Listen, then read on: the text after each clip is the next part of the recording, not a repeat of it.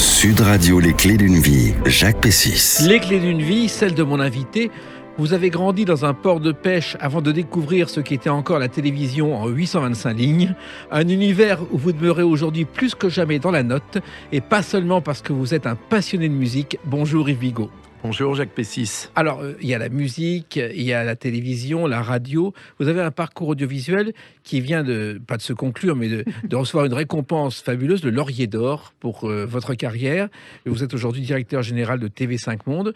Et je vous avais reçu dans les clés d'une vie il y a 5 ans. On avait parlé de sport, de musique. Et là, on va parler de télé avec votre parcours, si vous en êtes d'accord. Écoutez, comment n'en serais-je pas d'accord avec vous, cher Jacques? Alors, la première date que j'ai trouvée, c'est le 17 décembre 1985. Vous êtes dans cette émission. L'Académie des Neufs, vous n'êtes pas présent dans une case, mais vous accompagnez le groupe qui chante ceci.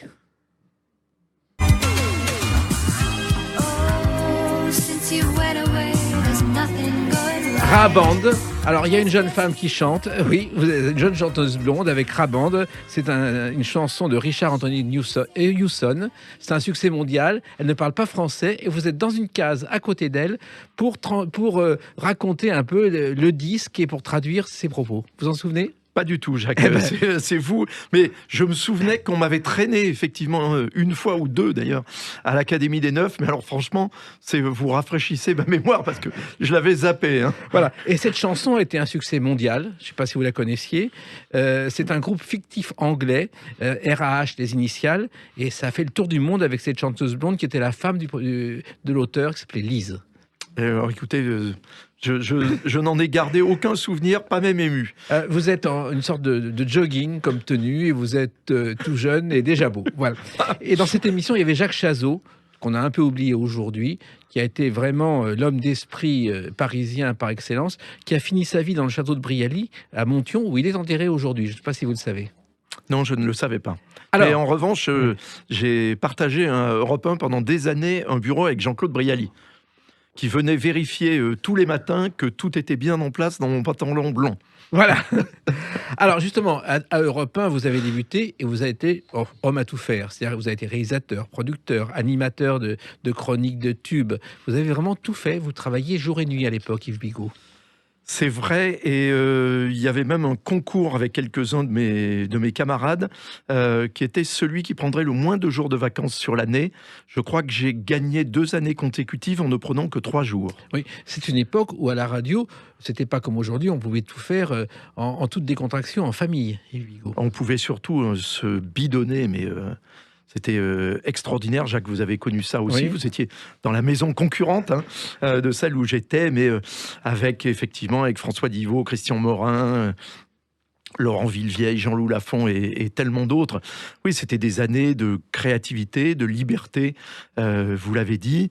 Et sans liberté, d'ailleurs, il n'y a pas de créativité parce qu'on se censure en permanence. Alors, vous avez aussi vous avez réalisé la première ligne ouverte de l'histoire de la radio avec Gonzague Saint-Brice la nuit. C'est vrai, et on était tous les soirs à minuit, et j'étais son réalisateur et son consigliere, pour ainsi dire. Gonzague, c'est un personnage extraordinaire, à l'époque qui avait lancé le mouvement des nouveaux romantiques, vous vous souvenez, mais qui était absolument extraordinaire dans ce rôle d'écoute à la radio, d'auditeurs qui appelaient, je me souviens là, alors... très très précisément, d'appels d'un cambrioleur qui nous avait appelé, par exemple, de l'appartement qui cambriolait, et donc sur la note de téléphone, évidemment, des gens chez qui il se trouvait, on avait quelqu'un qui avait appelé pour avouer un meurtre.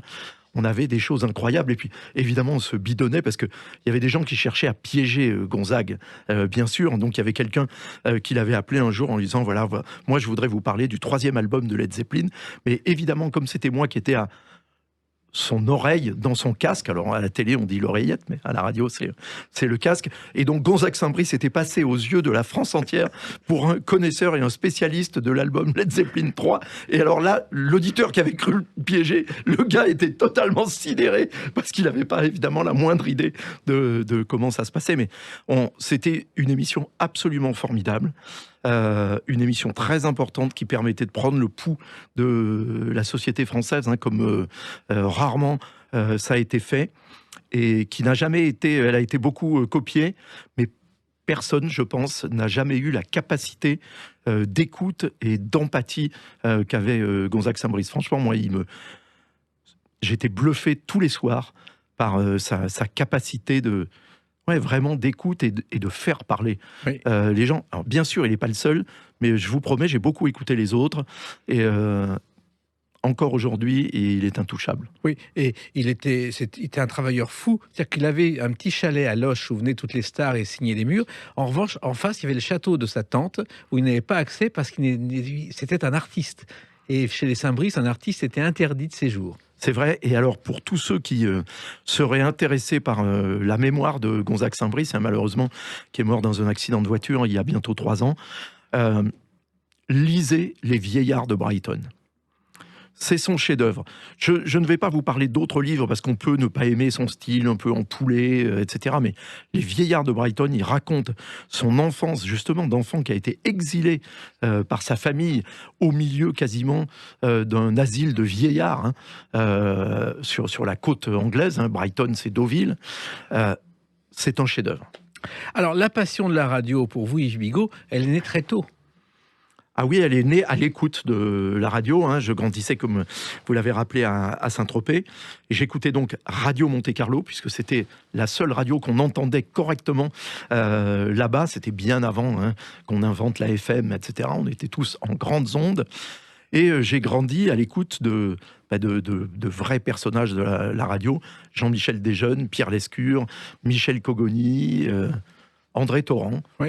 Et vous avez réussi ensuite, parce que je crois que vous avez un magasin de disques, à être le partenaire de Radio Monte-Carlo, et vous avez commencé comme ça, Yves Bigot. Oui, c'était Christian Geldreich qui faisait office, sans avoir le titre de directeur des programmes de Radio Monte-Carlo, dont je suis devenu l'assistant à la radio et l'associé dans un magasin de disques d'importation, donc de disques américains et anglais qu'on ne trouvait pas en France à l'époque, c'était bien avant la mondialisation.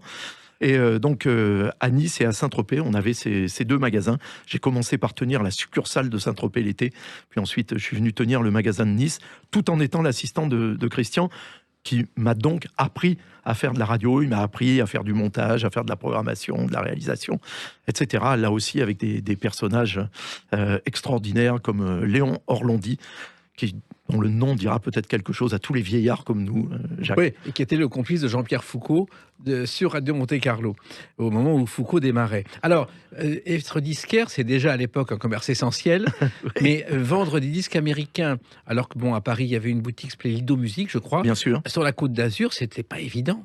Non, on était les seuls. À Paris, il y avait 2 ou 3 magasins. Il y avait Lido Musique, il y avait Givaudan, et il y avait Musique Action à Toulouse, et nous, donc Disque Import, à Saint-Tropez et à Nice. Et parce que la musique était votre passion depuis toujours.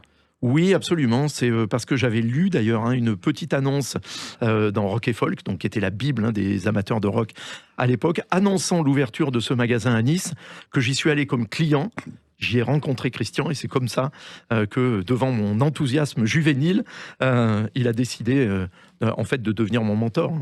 À Saint-Tropez, à l'époque, la musique, c'était Bardot, qui accompagnait, je crois, Chico dans des soirées mondaines où elle dansait et chantait. On disait, mais cette femme ressemble à Bardot. Absolument. Donc, Chico des Gypsy Kings, oui. Qui à l'époque s'appelait Los Reyes, oui. Encore. Et effectivement, elle adorait la musique gitane. Elle avait eu, dit-on, une aventure avec Manitas de Plata, qui était d'ailleurs l'oncle de la partie guitaristique des Gypsy Kings. Et elle aimait tellement cette musique, Brigitte, qu'elle se déguisait en gitane.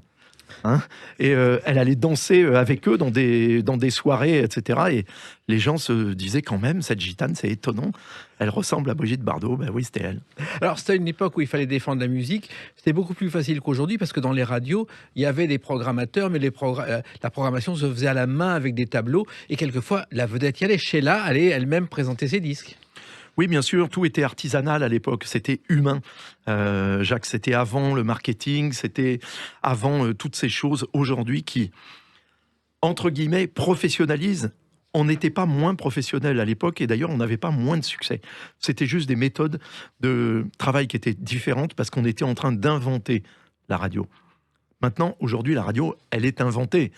Elle évolue, mais elle est quand même figée sur un modèle. Nous, moi je suis arrivé sur la fin de la vague des pionniers qui ont vraiment inventé la radio.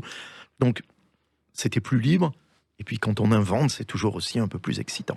Voilà. Et il fallait trouver le bon disque, le lancer. Il n'y avait pas autant de radios qu'aujourd'hui à l'époque, Yves Bigot. Ah, il y en avait beaucoup moins. Il y avait d'ailleurs Sud Radio, Oui. il y avait Radio Monte Carlo, il y avait à Paris Europe 1, Radio Luxembourg et France Inter, donc la radio d'État. Alors, il y a une anecdote qui m'a toujours fait rire, c'est que pour lancer un disque, il faut quelquefois procéder à des astuces. Et pour lancer cette chanson, que vous allez reconnaître, il y a eu une astuce. Alors, je ne sais pas si vous connaissez l'histoire. Je connais la chanson, Voilà. en revanche. Il se trouve que cette chanson se passait pas à la radio. Et Jean-Paul Barkov, l'attaché de presse, la façade de RTL était en train d'être faite. Il a payé les peintres pour siffloter cette chanson tous les matins devant le bureau du directeur des programmes, qui a cru que la chanson était un succès. Et c'est comme ça qu'elle est devenue un succès.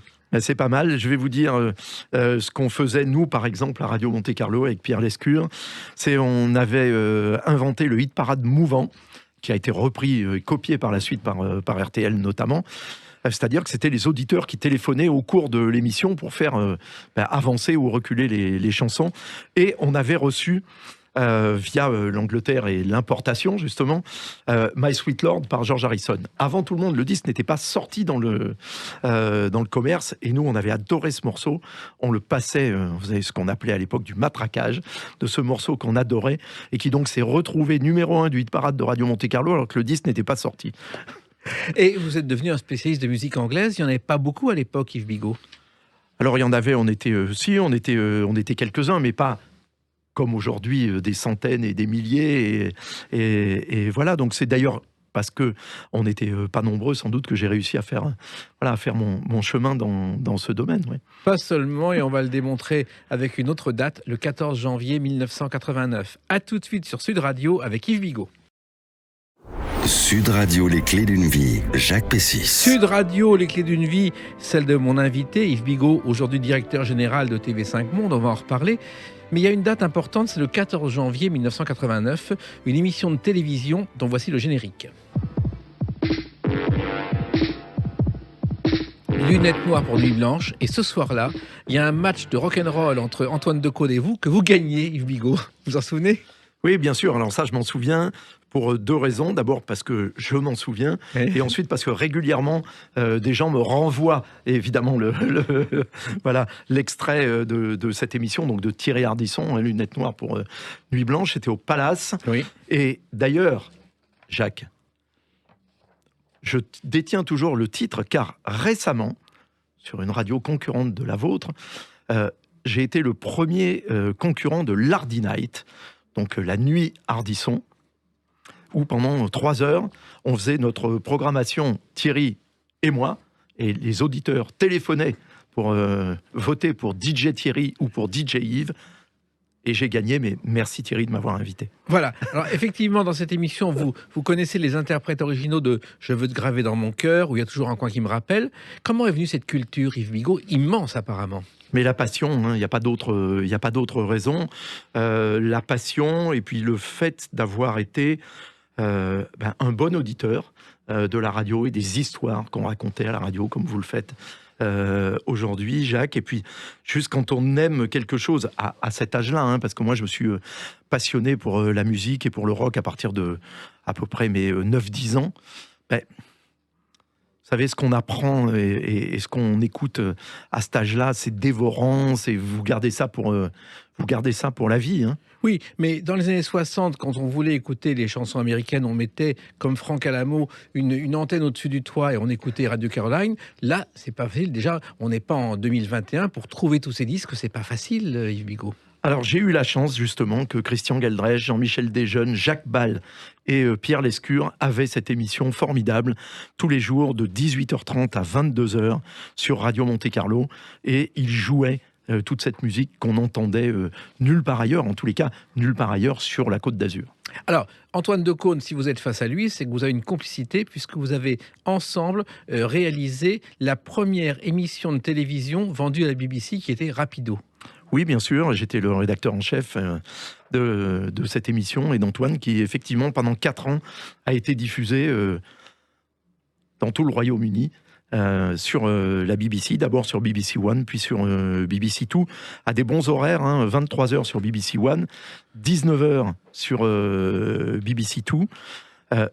On était nous-mêmes les premiers surpris d'être des petits Français qui allaient raconter le rock aux Britanniques. C'était quelque chose d'absolument incroyable. Au début, Antoine, quand il a été appelé par la directrice des programmes jeunesse de la BBC, pensait que c'était une blague. Puis quand il a compris que c'était pas une blague, il m'a appelé, il m'a dit « Écoute, c'est une aventure. Est-ce que tu viens avec moi? Je voudrais que tu sois mon rédacteur en chef. » Et on a fait ça pendant 4 ans ensemble. Et je suis d'une reconnaissance absolue à Antoine. C'est une des rares personnes au monde qui peut absolument tout me demander.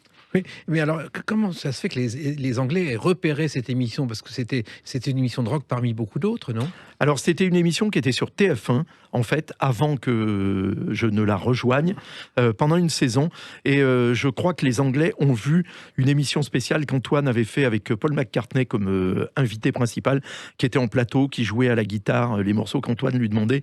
Ils ont été bluffés à la fois par l'émission et par Antoine.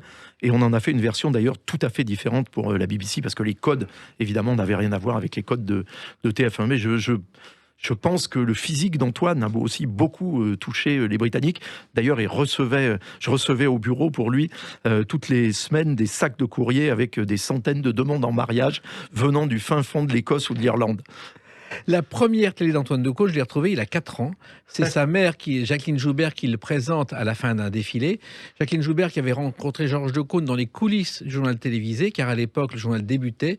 Tout le monde était dans une petite cabine réduite où on faisait des commentaires de reportages qu'on n'avait pas vus avant, donc on disait n'importe quoi. Et comme elle était la speakerine de service, c'est comme ça que Antoine a vu le jour quelques années après. Alors, il y a ça, et puis il y a eu le top 50, parce que vous avez été aussi suppléant de Marc Toesca, Yves Bigot. Oui, alors ça, c'est évidemment, pour moi, un des aspects, on va dire, qui m'ont le moins excité dans ma carrière, mais je vous dirais que je n'ai pas eu le choix, en fait, parce que le top 50 avait été monté par Canal+ et Europe 1. Et Philippe Gildas. Philippe Gildas, donc, qui était mon patron à Europe 1, Pierre Lescure, qui était le patron de Canal+, que je connaissais tous les deux, et Marc était l'employé de Canal, et moi j'étais l'employé d'Europe 1, même si je faisais aussi quelques autres choses pour Canal. Donc on m'a dit, Marc, d'abord il faut qu'il prenne des vacances. Ensuite, ce garçon très sympathique, à l'époque circulait beaucoup en scooter et avait fréquemment des accidents de scooter, donc j'étais amené à le remplacer, et pour les vacances, et quand il était à l'hôpital, ou en tous les cas qu'il avait des pansements sur la figure et ne pouvait plus venir à la télé. Donc j'ai présenté le top 50, j'étais très mauvais. Et d'ailleurs, au bout d'un certain temps, on a fini par demander à d'autres personnes plus compétentes de devenir les jokers de Marc. Mais je me souviens d'avoir passé un été à présenter le top 50 depuis le festival de Montreux, parce que c'était le deal. Quand Lescure m'a appelé, j'ai dit « Mais Pierre, j'adorerais, mais je suis au festival de Montreux pour Europe 1 et pour Libération, donc ça ne va pas être possible. » Il m'a dit « Mais si, parce que nous allons envoyer l'équipe pour te filmer et faire tes lancements au Festival de Montreux ». Ce qui m'a permis notamment ce petit plaisir pervers personnel de lancer Ouragan par Stéphanie de Monaco avec derrière moi sur la scène du Festival de Montreux Miles Davis en train de répéter. Oui, c'est effectivement un petit luxe. Alors, il faut savoir que le top 50 est né parce qu'on n'était pas sûr du classement de Hit Parade, qui est né d'ailleurs dans les années 50. Et on a oublié avant que le Hit Parade, il y avait la Bourse des vedettes d'André Salvet, dans les fin des années 50, qui était un producteur qui également écrivait des chansons pour Sheila et quelques autres, et qui a inventé cette formule avec les meilleures ventes de disques. Il y avait des 33 tours avec la Bourse des vedettes. Je ne sais pas si vous les avez connus, Yves Bigot. Alors non, je n'ai pas connu les bourses des vedettes. Cher Jacques, ne me faites pas dire ce que je n'ai pas. Non, c'était ce que je n'ai pas connu. C'était le titre de l'émission. Oui. En revanche, le top 50, je dirais que ça a été un bien pour un mal et un mal pour un bien. Si vous voulez, ça a été un bien parce que ça a permis de vérifier que non, Mireille Mathieu ne vendait pas des millions de disques. Certes, elle était connue par tous les Français, mais en tous les cas, quand le top a démarré, elle ne vendait plus des millions de disques, elle ne vendait même plus de quoi être classée parmi les 50 meilleures ventes. En revanche, il y a eu beaucoup de perversions de ce top. D'abord, je vous passe sur un certain nombre de producteurs plus malins que d'autres qui se procuraient, comme ils le pouvaient, les adresses des magasins de disques qui allaient être sondés, et donc qui disaient « Prends-moi 5000 exemplaires de tel artiste », et tu sais quoi, comme ça, tu les déclares vendus, mais moi, je te les rachète 15 jours après. Ouais. Mais comme ça, ils sont rentrés dans les 10 premiers, donc c'était totalement artificiel. Comment faire un tube qui n'en est pas un ? Exactement comme votre ami Berkoff, un peu avec l'Aventura, mais de manière... Barkov. Barkov, pardon. Oui, c'est pas le même. C'est pas le même, vous avez raison. On est sur Sud Radio. Voilà, alors, c'était plus malhonnête, on va dire, que de siffler l'Aventura. Et puis, ça a eu aussi comme inconvénient que très vite, un certain nombre de magasins ou même de radios qui étaient concurrentes ne rentraient dans leur playlist que les titres qui étaient au top 50 et du coup, écartaient beaucoup d'autres artistes. Ça a rendu beaucoup plus difficile, en tous les cas, pour des jeunes artistes ou des artistes différents de se faire connaître. Ça a été le début de la prise de main du business sur un truc qui jusque-là était plus spontané, mais était aussi mensonger. Donc voilà, je vous dis, aujourd'hui encore, je ne sais pas si ça a été un bien ou un mal. Ouais, et vous avez quand même créé le Stop 50, Yves Bigot. Ah oui, parce que il fallait bien que je redore un peu mon image. Donc j'ai lancé, je crois en 1988, si ma mémoire est bonne, une chronique hebdomadaire du lundi, la chronique du lundi dans Libération, qui s'appelait donc Stop 50, la chronique des tubes, et où là, voilà, je faisais preuve d'une certaine ironie envers les chansons les plus ridicules du moment. Et comment êtes-vous devenu journaliste à Libération, effectivement, Yves Bigot ? Alors, un appel, ça devait être au printemps 1983, un appel de Bayon, qui connaissait très bien ma compagne d'alors, qui écrivait aussi pour Libération, et qui me dit... Écoutez, on me dit que vous êtes un grand spécialiste de Bob Dylan. Ça va être un peu son retour avec l'album Infidels. Donc, est-ce que pour Libération, vous écririez un grand papier ? Je vous donne 4 pages dans le quotidien, et c'est pour dans 48 heures. Et c'est comme ça que ça a commencé. Voilà. Et ensuite, vous avez été un critique, mais un critique pas comme les autres. C'est-à-dire que vous disiez vraiment ce que vous pensiez. Bon, avec effectivement ironie et humour. Vous êtes moqué aussi de Mick Jagger, de la lambada, de plein de choses comme ça, Yves Bigot. Oui, alors la lambada, c'est plus que de s'en moquer, puisque c'est moi qui avais révélé le scandale de cette chanson volée à des musiciens boliviens. Incroyable. Voilà, une histoire démente qui a été d'ailleurs une grande saga dans Libération. Et je suis encore reconnaissant aujourd'hui à Serge July et à Bayon de m'avoir permis d'écrire comme ça des tonnes et des tonnes de papier sur le sujet, encore une fois, en toute liberté, puisque évidemment j'avais été attaqué en diffamation par les coupables, bien sûr. Attaquer en diffamation quand on a fait quelque chose de mal, c'est un moyen de faire croire pendant un certain temps qu'en fait on avait raison. Jusqu'à ce qu'en général la justice se prononce. Dans mon cas, la justice n'a pas eu à se prononcer. Ils ont retiré leur plainte parce qu'ils savaient que j'avais raison depuis le début.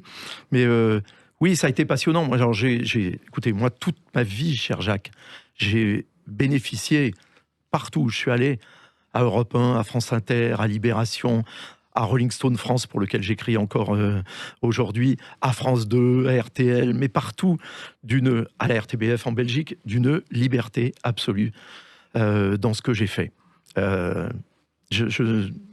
Je remercie ma bonne étoile. Écoutez, la liberté, elle existe aussi à Sud Radio. Notre slogan, c'est « Parlons vrai ». Et c'est en toute liberté qu'on va parler dans quelques instants d'une autre date, le 13 août 1998. A tout de suite sur Sud Radio avec Yves Bigot. Sud Radio, les clés d'une vie, Jacques Pessis. Sud Radio, les clés d'une vie, celle de mon invité Yves Bigot, directeur général de TV5 Monde. On en reparlera de quelques instants avec les Lauriers d'Or. 13 août 1998, vous êtes au journal d'Antenne 2 pour évoquer cet artiste. On dirait le Sud, le temps du... C'est Nino Ferrer qui s'est suicidé la veille, et vous évoquez la mémoire d'un homme et une mort qui ne vous a pas vraiment surpris, Yves Bigot. Non, parce que je connaissais bien Nino, car avant de rentrer à France 2, j'avais dirigé 2 maisons de disques, dont notamment Fnac Musique Production, où Nino était venu me voir avec un très bel album, La Désabusion. Aucune maison de disques traditionnelle ne voulait de lui, parce qu'il était considéré comme has-been, parce qu'il avait un caractère explosif aussi, faut-il dire. Donc j'ai travaillé avec Nino sur cet album, on en a fait un beau succès. Nino a pu repartir en tournée pour la première fois depuis des années. Donc j'ai vraiment pu le connaître et le côtoyer, et c'était un un être d'une hypersensibilité comme j'en ai rarement connu, qui était déstabilisé parfois par un rien et qui pouvait mais exploser de colère, mais d'une colère violente, hein, c'est-à-dire dans une radio, encore une fois concurrente de la vôtre, il était furieux parce qu'on avait arrêté sa chanson avant la fin. Il s'est levé, il a cassé la porte du studio, par exemple. Oui. Inutile de vous dire qu'il, d'un seul coup, il n'était plus invité dans aucune radio par la suite. Donc c'est quelqu'un qui se faisait du mal à lui-même aussi, mais qui était incroyablement émotif. C'est un Italien, hein, alors tous les Italiens ne le sont pas, hein, surtout quand ils jouent au football, mais Agostino Ferrari, et il ne s'est jamais remis de la mort de sa maman, avec laquelle il parlait tous les jours, et il s'est suicidé dans un champ à côté de chez lui, sa propriété, la Taillade, hein, qui est dans le sud-ouest de la France, dans le Gers, je crois, si ma mémoire est bonne. Et donc effectivement, oui, je n'étais malheureusement pas surpris.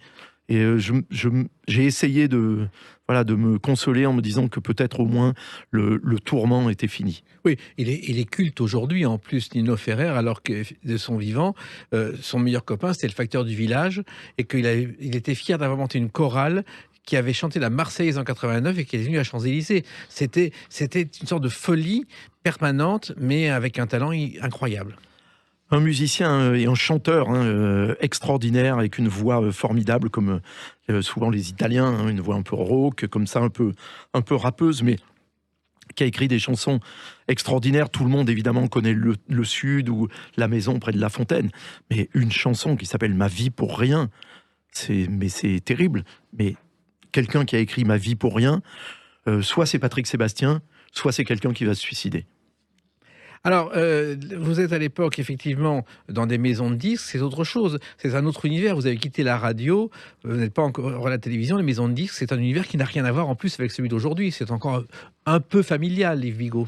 Oh, ça commençait à ne plus l'être, hein, oui. Jacques, parce qu'après Fnac Musique Production, j'ai été le directeur de Mercury, donc le plus gros label français, hein, Johnny Hallyday, etc. Non, on était déjà arrivé dans le monde industriel. C'est d'ailleurs peut-être un peu l'erreur d'appréciation que j'ai faite. Parce que moi, j'admirais les grands producteurs, Ahmet Ertegun, Clive Davis, David Geffen, Elliot Roberts, etc., Berry Gordy, et j'étais fasciné, je rêvais d'être une petite version française de ça. Mais je suis arrivé dans l'univers des maisons de disques au moment où les multinationales avaient pris le dessus et où la question n'était plus tant de savoir si on allait produire un bon disque, mais comment on allait le vendre. Voilà. Et alors que moi, j'ai vu, il n'y a pas longtemps, le livre d'or de Sheila en 64 chez Philips, il y a une quinzaine de personnes, et tout le monde le signe, y compris la standardiste. C'était une famille. Oui, bien sûr. Alors, je pense que Sheila a un avis sur la famille de chez Carrière de l'époque, okay. Mais je vous laisserai lui demander directement. Mais oui, vous avez raison. On était dans un univers artisanal qui est passé dans le domaine de la multinationale. Donc, vous savez, un peu dans toutes les industries, ou en tous les cas les industries créatives, au début, vous avez toujours des pionniers qui sont des gens qui ont des idées, qui ont la passion.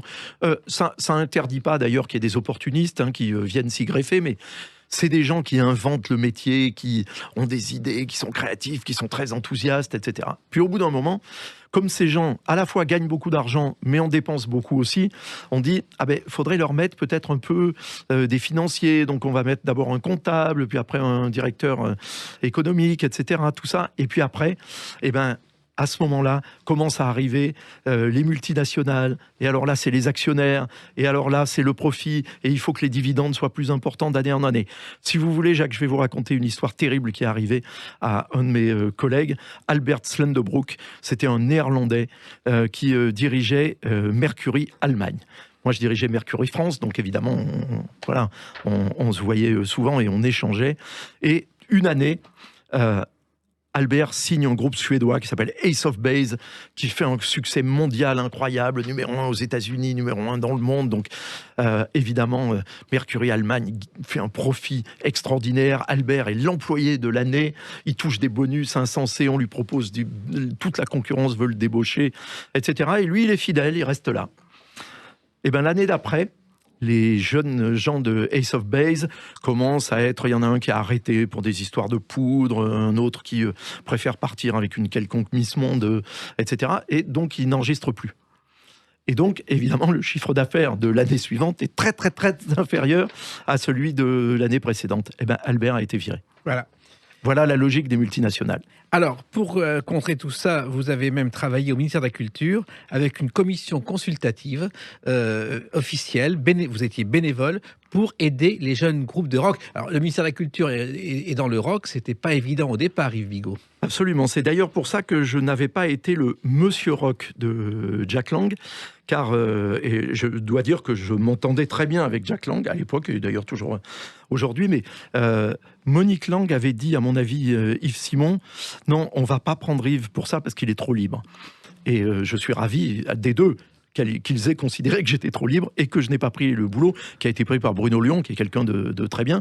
Mais donc, on m'a donné en revanche la présidence de cette commission qui a très bien travaillé pendant 2 ou 3 ans. On a même fait un projet de loi pour régir les rapports entre les producteurs et les diffuseurs.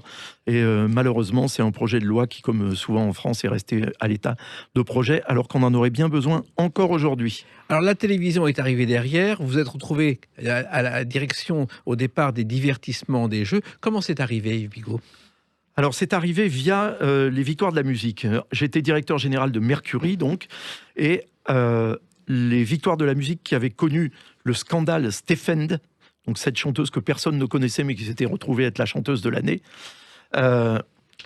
parce qu'elle était la compagne d'un des organisateurs. Oui, ça peut arriver, oui. Hein, ça fait partie des choses qu'on voit de temps en temps, malheureusement. Et donc, les Victoires m'avaient confié, en fait, une mission pour dire comment est-ce qu'on pourrait réformer les Victoires de la musique pour éviter, évidemment, ce genre de choses qui les décrédibilisaient.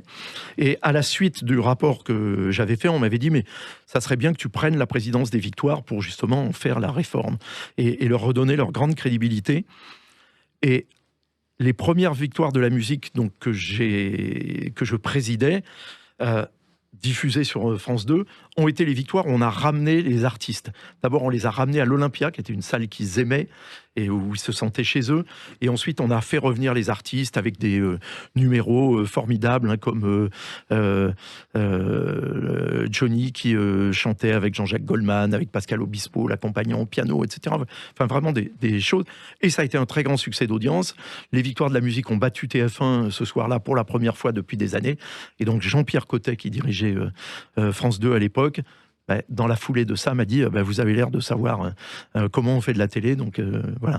Je vous propose de reprendre les variétés, les jeux et les divertissements de France 2 qui vont un peu moins bien depuis quelque temps. Voilà. Et finalement, vous ne pensiez pas un jour faire de la télévision, Yves Bigot ? Alors, j'en avais fait comme animateur du Top 50, vous l'avez rappelé. Moi, je considère, Jacques, que tout ce que j'ai fait, c'est un seul même métier. C'est-à-dire que la radio, la télévision, la presse écrite, même de l'édition, puisque j'ai publié quelques livres, la direction de maisons de disques, c'est des métiers du journalisme et de la culture. Et j'ai simplement le sentiment que ce sont les différentes cordes, non pas d'un même arc qui n'a qu'une corde, mais d'une même harpe. Alors, vous êtes arrivé à un moment historique, c'est-à-dire que la télévision était à l'époque près des Champs-Élysées. Il y a un bâtiment qui a été construit place Henri de France. Et moi, je me souviens de ce bâtiment près des Champs-Élysées où il y avait TF1 et Antenne 2. Et un jour, Mourouzi arrive sans son badge. Le gardien dit « Vous n'avez pas de badge, vous ne rentrerez pas ». Et c'est comme ça que Mourouzi est rentré chez lui et n'a pas présenté le journal de 13h. Mais vous savez, Jacques, ça arrivait encore, y compris quand j'étais patron des programmes, de tous les programmes de France 2, ça m'arrivait de me pointer à la réception en disant bonjour, je suis désolé, j'ai oublié mon badge. Oui, monsieur Bigot, mais sans votre badge, vous ne pouvez pas rentrer. Je dis, mais vous savez qui je suis, puisque vous venez vous-même de dire mon nom. Et oui, mais on ne peut rien faire pour vous, alors il faut que vous appeliez quelqu'un qui vienne vous chercher. Voilà, c'est pratique. Alors, vous avez installé à votre arrivée des programmes qui finalement ont eu un certain succès, puisque Michel Drucker, Vivement Dimanche, Patrick Sébastien, le plus grand cabaret du monde, c'est vous, Yves Bigot. Oui, un gars, une fille aussi, oui, qui oui. est, je pense, quand même un des plus beaux succès de ma carrière. Oui, bien sûr, voilà, parce que ce qui est important à la télévision, c'est d'installer des marques. Et donc, quand je suis arrivé à France 2, d'ailleurs, Il fallait tout reconstruire, en tous les cas au divertissement, parce que toutes les émissions étaient arrêtées. Et donc, il a fallu rebâtir avec Patrick, le plus grand cabaret du monde, après un peu de tâtonnement, avec Michel aussi. Vivement Dimanche, la première année, ça marchait pas du tout, parce qu'on était dans une formule un peu trop tutti frutti. Et je vais vous dire, le jour où on a trouvé la bonne formule de Vivement Dimanche, c'était à l'occasion des 50 ans de Paris Match, une émission spéciale. Et où là, on avait eu l'idée de faire des plateaux qui réunissaient 4 stars féminines du cinéma français, 4 vedettes masculines, 4 chanteurs, 4 chanteuses et 4 anciens premiers ministres. Et là, on a assisté à l'interview par Michel, donc de Michel Rocard, Édouard Balladur, Laurent Fabius et Pierre Mauroy, peut-être, non? Alors, je ne crois pas, parce que c'était deux de droite, deux de gauche. Mais en tous les cas, une interview comme on n'en avait jamais entendu, parce que Michel leur posait des questions sur la manière dont ils vivaient à Matignon, mais donc de manière intime, pas raconter la grande politique, non, à raconter ce que c'est pour un homme d'être Premier ministre de la France en période difficile, de crise, la guerre du Golfe ou autre. Et quand Michel est sorti après l'enregistrement juste de ce plateau, il a marché vers moi comme ça, on s'est regardé dans les yeux tous les deux, et on s'est dit, je crois à peu près en même temps, tu penses la même chose que moi? Et là, on savait que Vivement Dimanche allait durer très longtemps. Oui, et effectivement, vous n'êtes pas surpris que ça continue encore aujourd'hui?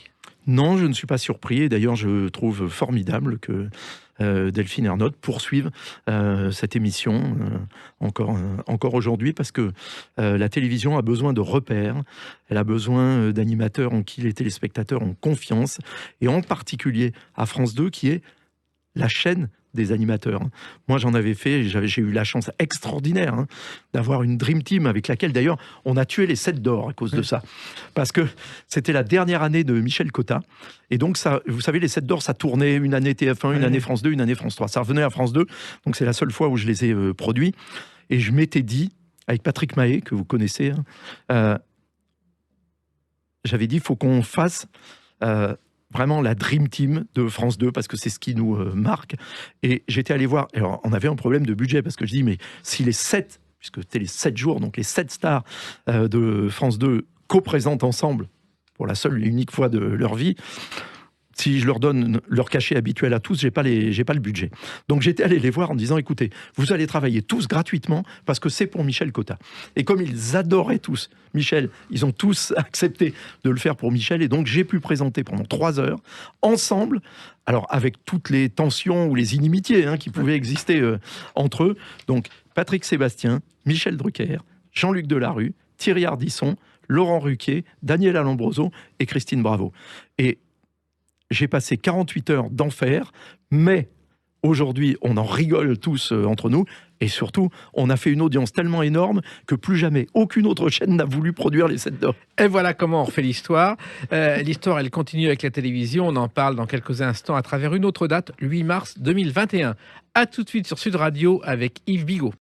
Sud Radio, les clés d'une vie, Jacques Pessis. Sud Radio, les clés d'une vie, celle de mon invité Yves Bigot, 8 mars 2021, la cérémonie des lauriers d'or de l'audiovisuel, le 26e, et vous recevez un laurier d'or pour l'ensemble de votre carrière qui continue, et c'est un trophée qui est décerné par les professionnels, Yves Bigot. Oui, et qui fait de moi, par ailleurs, l'homme ou la personnalité de l'année 2020. Alors c'est parce des que compliments. Surtout, ça montre que j'ai sans doute toujours une utilité encore en 2021, j'espère. En tous les cas, écoutez, c'est très valorisant et touchant d'être reconnu par ses pairs, bien entendu. À la télévision, comme vous le savez, on est jugé par nos clients, les téléspectateurs, tous les matins à 9h04. Donc ça, on connaît la vie de ceux pour lesquels on travaille. C'est le sondage. Voilà, mais la vie de ceux qui font le même métier que vous, forcément, c'est important. Et en tous les cas, ça fait plaisir, c'est gratifiant, parce que ce sont des gens qui savent ce que vous devez faire quotidiennement pour arriver à à délivrer ce que vous faites et à travers les années. Donc oui, bien sûr, ça serait hypocrite de dire que ça ne m'a pas touché. Et vous avez fait un discours qui était difficile, semble-t-il, parce que parler de vous, remercier, c'était pas évident. Alors c'est la preuve que je peux parler de moi très facilement, Jacques, en tout cas, c'est que vous l'obtenez sans difficulté. Je pense que les conditions dans lesquelles on tournait les lauriers ne m'ont pas aidé. Je dois vous dire. J'ai fait une entrée de chant assez spontanée parce que j'ai compris qu'à un moment, c'est à moi qu'on parlait. Et effectivement, c'était pas facile. On était en pleine crise du Covid. On l'est toujours. Mais voilà. En tout cas, vous avez fait un parcours que vous n'imaginez pas aussi fort, à mon avis, et surtout un parcours sans les écoles, ce qui est rare aujourd'hui, Yves Bigot. Alors oui, sûrement. Moi, je suis un autodidacte complet. Je ne me suis même pas rendu aux épreuves du bac parce que j'avais une émission à Radio Monte-Carlo le même jour. On ne peut pas tout faire. Oui. Donc voilà, je ne pouvais pas me démultiplier. Donc oui, bien sûr, moi j'ai tout appris sur le tas, mais je pense que c'est là qu'on apprend le mieux parce qu'on apprend à la dure et puis on apprend vraiment son métier. On n'apprend pas la théorie de son métier, on apprend à le faire. Et puis surtout, je vous dirais, moi, la meilleure école à laquelle j'ai été, ça a été Europe 1 pendant 17 ans, parce que j'étais dans une maison dans laquelle il y avait tous les cadors de la planète, ou qu'ils soient allés par la suite. Et si vous survivez dans cet univers-là, entre tous ces monstres, Michel Cotta, Philippe Gildas, Jean-Pierre Elkabbach, Gérard Carrère-Roux, Yvan Levaille, et j'en passe, et des dizaines, Eugène Sacomano, François Choisel. Si vous survivez là-dedans, forcément, c'est que vous êtes devenu bon. Ouais. Mais en même temps, ce que vous avez fait ne peut pas s'imaginer aujourd'hui. Aujourd'hui, il faut une école, sinon on ne rentre pas dans une rédaction ou à la radio. Sûrement, oui. Ça, j'ai eu, j'ai eu de la chance d'avoir des bonnes fées. Je vous dis, Christian Geldreich, mon premier mentor, Yves Abraham ensuite, dont je suis devenu l'assistant à Europe 1, Jean-Pierre Cotet qui m'a engagé à France 2 par la suite. Vous savez, quand Jean-Paul Philippot est venu quand j'étais en difficulté à France Télévisions, est venu me chercher pour me demander de diriger la télévision belge. Voilà, vous savez, on ne réussit que grâce aux autres. Oui, et avec ce côté mercenaire que vous avez. Alors, aujourd'hui, vous dirigez depuis 8 ans TV5 Monde. Bon, c'est connu dans le monde entier. C'est né il y a 36 ans, mais finalement, en France, on ne connaît pas beaucoup TV5 Monde. C'est vrai, parce que nous sommes uniquement une chaîne du câble et du satellite en France, mais mes journalistes et mes présentateurs qui pourraient venir dans les couloirs de Sud Radio, et on leur dirait, mais monsieur, qui êtes-vous ah oui, les capsules de café, il faut les donner à la jeune fille qui est à l'entrée, ne peuvent pas faire un pas dans les rues de Kinshasa, Dakar, Yaoundé, Abidjan ou autres, parce que c'est à l'étranger, notamment en Afrique, que TV5 Monde a son audience, plus de 60 millions de téléspectateurs hebdomadaires, et 360 millions de foyers qui reçoivent la chaîne partout dans le monde, y compris en Chine, y compris en Corée du Nord, souvent grâce au sous-titrage en 13 langues. La moitié de nos téléspectateurs ne parlent pas un mot de français, mais nous regardent aussi bien à Pékin qu'à Rio ou à Los Angeles. Voilà. Ce qui est étonnant, c'est que TV5 Monde, c'est 198 pays. C'est énorme. On ne mesure pas en France le travail que ça représente et la diffusion que ça représente, Yves Bigot. C'est la totalité des États qui sont reconnus par l'Organisation des Nations Unies, et même en plus quelques autres qui ne le sont pas. Donc effectivement, il n'y a pas un endroit sur la planète où l'une de nos chaînes n'est pas disponible. Alors, elle est née, cette chaîne, voici 36 ans, avec, je crois, la France, la Belgique, la Suisse et le Canada. Elle s'est développée, et aujourd'hui, c'est l'image de la France dans le monde, TV5 Monde.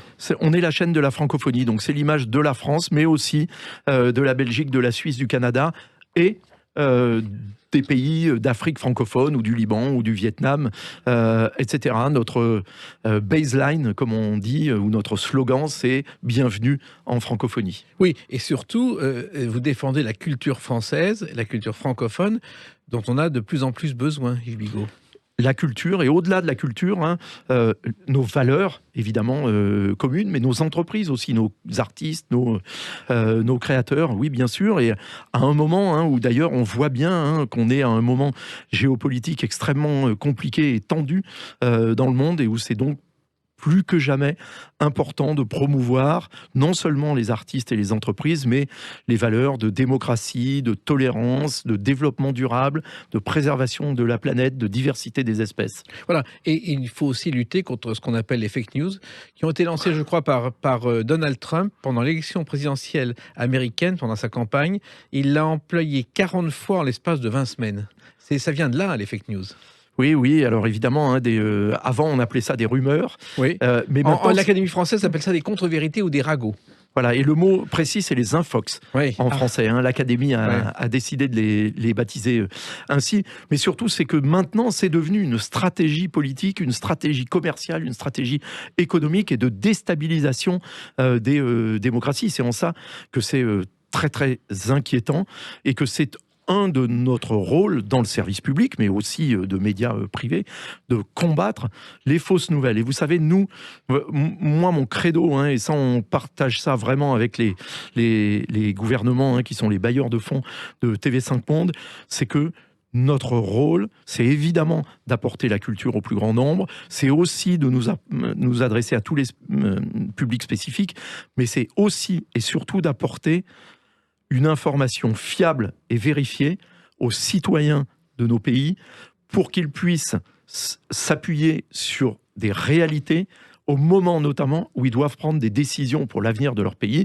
donc notamment quand ils vont voter. Voilà. En même temps, une chose importante, à un moment où on entend les mots pitch et phoneur pour une interview par téléphone, ce que je ne comprends absolument pas, vous défendez l'enseignement du français. Il y a 900 000 professeurs de français dans le monde aujourd'hui.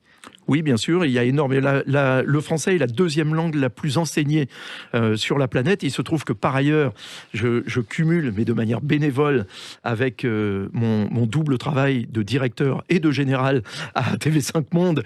Je préside la Fondation des Alliances françaises et qui ont évidemment, comme d'ailleurs à TV5 Monde, la mission d'enseignement, d'apprentissage du français et de promotion de la culture française et de la culture francophone. Oui, bien sûr, c'est quelque chose d'essentiel, non seulement pour nous, mais pour nos enfants, pour nos petits-enfants, pour l'influence de la France et du français dans le monde, mais simplement pour qu'ils aient un emploi, pour qu'ils aient un travail, parce que comme l'avait démontré le rapport de Jacques Attali il y a quelques années, on fait 60% de plus de commerce avec quelqu'un dont on partage la langue. Voilà. Alors, tout le monde dit c'est l'anglais la langue principale. Non, le français existe encore, Yves Bigot. Le français existe extrêmement puissamment. Je vous dis, la deuxième langue la plus enseignée au monde, la cinquième la plus parlée.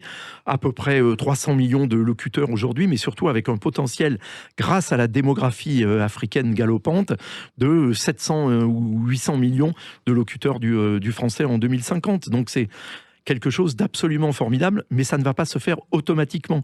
Il faut de l'investissement, justement, des médias en français, mais aussi, et bien sûr, des professeurs, des lycées, des instituteurs, de l'enseignement en ligne, pour réaliser ce qui aujourd'hui n'est encore qu'une promesse. Mais moi, je suis d'autant plus à l'aise, cher Jacques, pour promouvoir le français que je parle anglais extrêmement couramment. Je comprends l'espagnol, le portugais, et même l'italien, et même un peu le néerlandais. Donc, de la même manière, d'ailleurs, que le président de la République, Emmanuel Macron, nous envisageons, nous, à TV5 Monde et dans les alliances françaises, le français dans le cadre du plurilinguisme et du multilinguisme. C'est-à-dire, on ne veut pas recréer la colonisation par la langue du tout. On veut simplement que le français existe à côté de l'anglais, à côté de l'arabe et à côté de toutes les langues nationales ou même les langues locales, que ça soit en Europe, en Afrique ou ailleurs. Et il y a quelque chose de très important, c'est que vous lancez aujourd'hui une plateforme numérique, c'est la mode, et c'est l'avenir, avec bientôt 5 millions de programmes. Et ça, c'est une façon de faire connaître en plus le programme et le français à l'étranger, Yves Bigot. Bien sûr, c'est surtout un moyen d'assurer ce que les Canadiens appellent la découvrabilité des programmes en français dans l'univers numérique, puisque aujourd'hui, beaucoup de la population qui a moins de 35 ans ne consomme plus les médias traditionnels, mais va directement en ligne pour s'informer, pour consommer des séries, des films de cinéma, des documentaires, du divertissement, des concerts, etc. Donc oui, bien sûr, c'est pour être auprès de cet univers, et notamment parce que vous savez qu'en Afrique, la moyenne d'âge de la population est de 17 ans. Donc vous imaginez l'avenir du français, l'avenir de la francophonie, il est non seulement en Afrique, mais surtout il est auprès des jeunes générations. Et donc il faut savoir les toucher là où elles sont, là où elles se rendent. D'ailleurs, il y a une série qui marche très bien en Afrique, c'est celle-ci. Maman Africa, qui est une sorte de un gars, une fille, entre guillemets, que vous diffusez. Personne ne la connaît en France, mais c'est un immense succès là-bas. Oui, bien sûr. Effectivement, ça fait partie de notre mission à TV5 Monde de développer les programmes africains.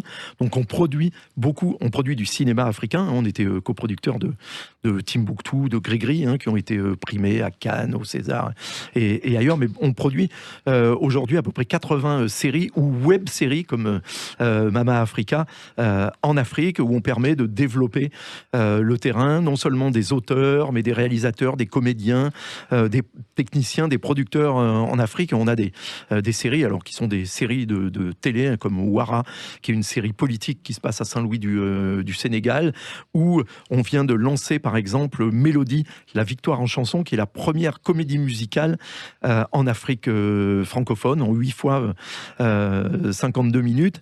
Et vous verrez, c'est très différent des séries américaines ou même de Capitaine Marlowe, mais ça connaît ce sont des séries d'abord qui montent d'année en année en qualité de manière stupéfiante, parce qu'il y a des histoires fantastiques en Afrique, il y a des talents fantastiques et qui remportent donc un succès formidable en Afrique de l'Ouest, en Afrique centrale et dans l'océan Indien. Et voilà, et ça c'est sur TV5 Monde que je vous conseille, si vous nous écoutez, de regarder, parce qu'il y a des choses étonnantes qu'on ne verra nulle part ailleurs, et vous méritez bien ce laurier d'or en attendant la suite. Bien sûr, Jacques, on est une vraie chaîne de service public. C'est important, c'est essentiel.